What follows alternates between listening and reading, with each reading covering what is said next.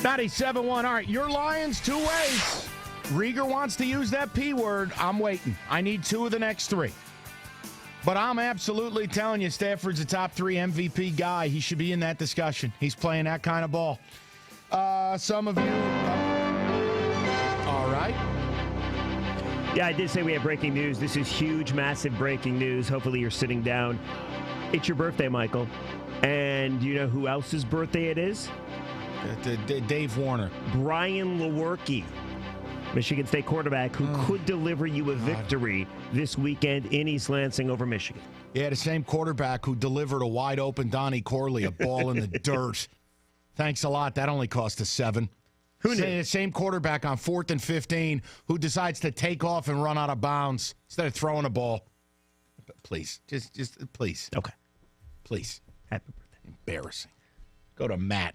Oh, hold on. Here. Oh, I tell you, people are really excited and happy. Here we go. Happy birthday to me. Oh, my God, Mike. I used to respect your opinion. Go to hell, you dumb, bleeping, jerky boy sounding, effing bleep-tard. Stafford and MVP, you're on crack. Thanks. Hope your Monday goes well, too. David Johnson, Zeke, and Stafford. Chris sitting in his car. Happy B-Day. Cannot use the P word until they win a division game. Too early to say Lions in playoffs, Reegs. If they win next week, then yes. Way too early for playoffs. Lions still have a bad D. Couple people saying, hey, what about Zeke Elliott? I'd absolutely agree. That's fair. David Johnson. David Johnson's a great one, too. I was asked a question regarding quarterbacks, and my answer would be Matt Ryan and Stafford. Bottom line is, there is a difference between going out and saying Matthew Stafford is the MVP, and then Stafford should be talked about for MVP. I'm suggesting the latter. Yeah, it just goes back to that V word, valuable. And you cannot say any player is more valuable than Matthew Stafford is for the Lions. It's fair. 248-539-9797 to the people. Matt's in Farmington Hills. Hi, Matty. Hey, guys. Good afternoon. Happy birthday, Mike. Oh, thank you, Matt. He doesn't yell at you, Matt. Matthew Stafford made me look like an idiot on Sunday, right? End of the drive, he scored. I'm not ready to put him in MVP talk. He got 900 yards after the catch from his receivers. Abdullah helped against the Colts.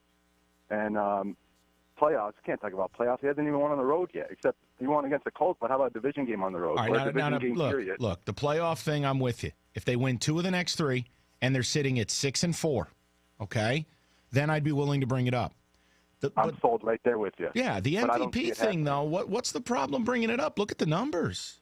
I mean, come on. They're deceiving. You could put Sully at quarterback, and he could throw 5 yards to the right. No, you know what this is? This is a Lions fan, and I don't blame you at all. It's a Lions fan that is just so used to getting his gut punched in that you cannot believe in anything until they give you irrefutable proof. That's what it is. So I know it sounds ridiculous when you say Stafford for MVP.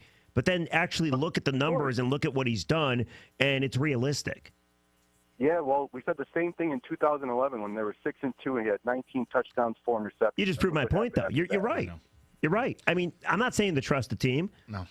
But I'm saying that right here after 7 football games and 3 straight wins and 15 games of different Matthew Stafford, look, man, I'll give you as many big opinions, and anytime I feel strong, I tell you guys. I'll also tell you when I'm wrong, okay? Matthew Stafford is proving me wrong every week because I never thought he was capable of turning this corner.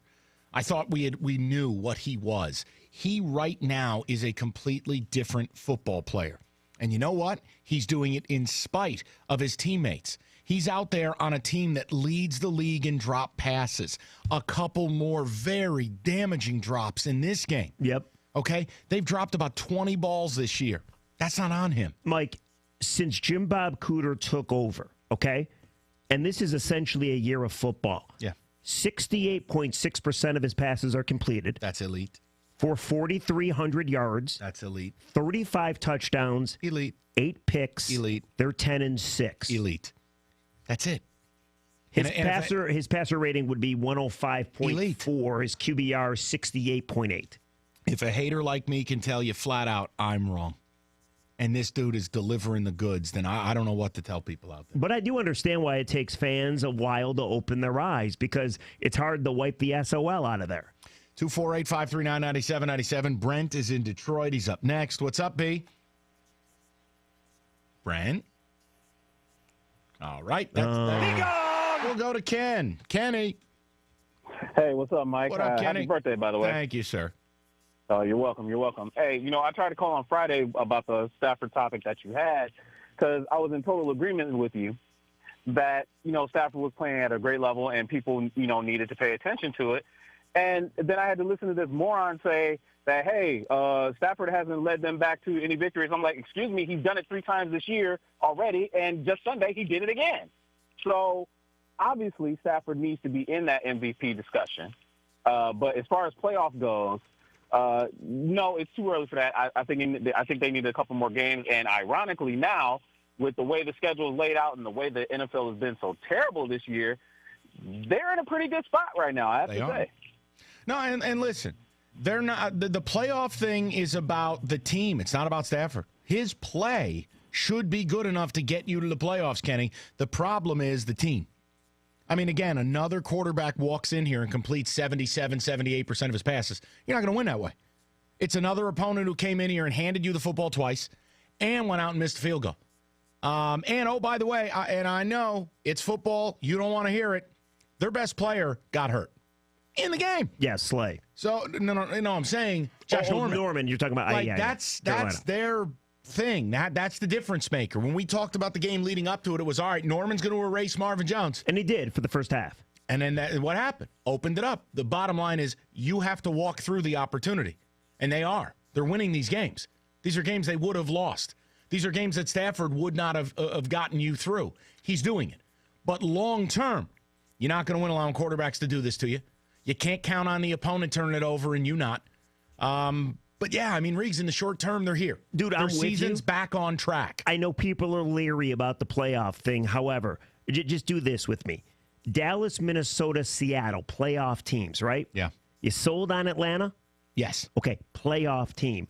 Then you get to a stretch of Packers, Eagles, Lions, Skins, Giants, and Cardinals who have underperformed. Yeah, no, you're in there. So there you go. So you're talking about a 5th and 6th spot in the NFC open for right now about 5 teams. But are you that are right there? Are you there in 3 weeks?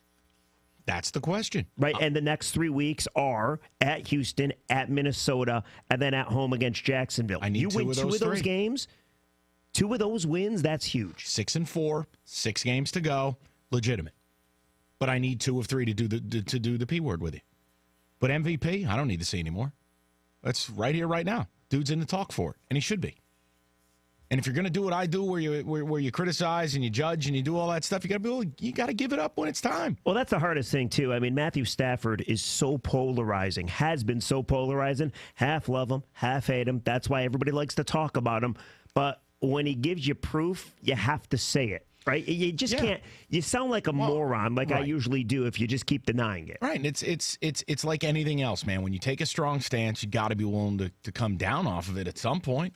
Well, dude, but the guy's got to prove it. When you have an opinion, you do it by what you've seen, and then it's obviously changes with what you see recently. And he's given you everything this season. He's been outstanding. 248-539-9797, and a reminder: 302. We've got a lot of features this week. We're not letting MSU's garbage play change rivalry week. We're going to deliver for you. 302, the first of what will be many rivalry week press conferences. Rieger will be the moderator. I will deliver you some thoughts, and I will answer and take some questions as we set the table for Saturday.